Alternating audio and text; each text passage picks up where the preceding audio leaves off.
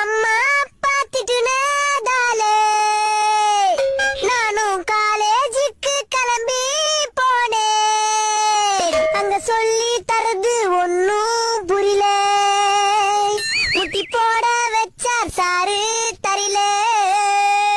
ஐயையோ காலையில எழுந்தா காலேஜ் போனோம். ஐயையோ அறிவில்லாத மக்கு நானு.